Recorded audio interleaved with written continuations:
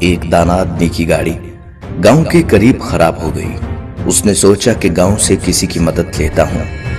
वो जैसे ही गांव में दाखिल हुआ तो उसने देखा एक बूढ़ा शख्स चारपाई पर बैठा है और उसके करीब मुर्गियां दाना चुग रही हैं। उन मुर्गियों में एक बाज का बच्चा भी है जो मुर्गियों की तरह दाने चुग रहा है। वो हैरान हुआ और अपनी गाड़ी को भूलकर उस बूढ़े शख्स से कहने लगा कि ये कैसे खिलाफे कुदरत मुमकिन हुआ कि एक बाज का बच्चा जमीन पर मुर्गियों के साथ दाने चुग रहा है। तो उस बूढ़े शख्स ने कहा, दरअसल ये बाज का बच्चा सिर्फ एक दिन का था।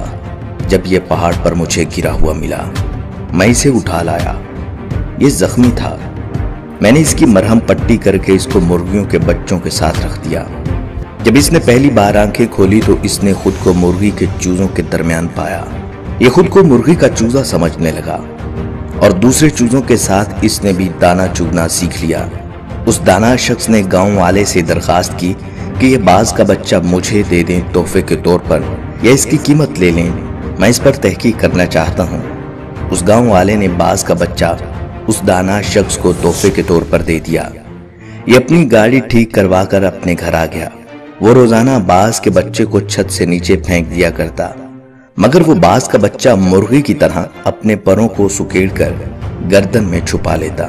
वो रोजाना बिला नागा बाज के बच्चे को अपने सामने टेबल पर बिठाता और उसे कहता, तू बाज का बच्चा है, मुर्गी का बच्चा नहीं, अपनी पहचान कर। इसी तरह उसने कई दिन तक उर्दू, पंजाबी, सिंधी, सराइकी, पश्तो हर जुबान में उस बच्चे को कहा कि तू बाज का बच्चा है, मुर्गी का नहीं, अपनी पहचान कर, अपने आप को पहचानने की कोशिश करो।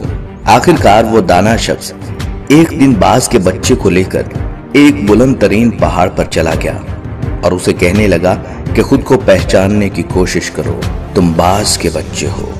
और उस शख्स ने यह कहकर बाज के बच्चे को पहाड़ की बुलंदी से नीचे फेंक दिया। बाज का बच्चा डर गया और उसने मुर्गी की तरह अपनी गर्दन को झुकाकर परों को सुकेड़ लिया और आंखें बंद कर ली। थोड़ी देर बाद उसने आंखें खोली तो उसने देखा जमीन तो भी बहुत दूर है। तो उसने अपने पर फड़फड़ाए और उड़ने की कोशिश करने लगा।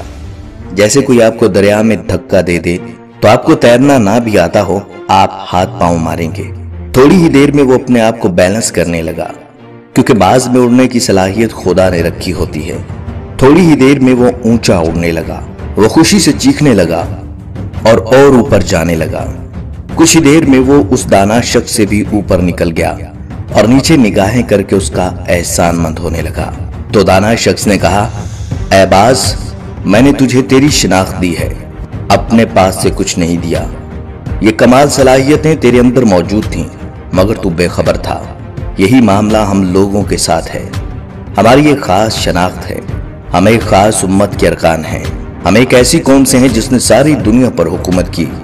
हमारे अंदर अल्लाह रब्बुल इज्जत ने बेपनाह सलाहियतें रखी हैं, मगर मसला यह है कि हमारे इर्द गिर्द बेशुमार मुर्गियां हैं, जिनमें हमारे टीवी चैनल और अखबारात भी शामिल हैं, जो मुसलसल हमको बताते हैं कि हम बाज के बच्चे नहीं, मुर्गी के बच्चे हैं। जो मुसलसल बताते हैं कि तुम सुपर पावर नहीं हो, सुपर पावर कोई और है। जो मुसलसल ये बताते हैं कि तुम बहादुर और ताकतवर नहीं हो, बल्कि बुज़दिल हो, कमजोर हो, जो कुछ नहीं कर सकते। अगर आज हम अपने आप को पहचान लें तो हम बहुत कुछ कर सकते हैं।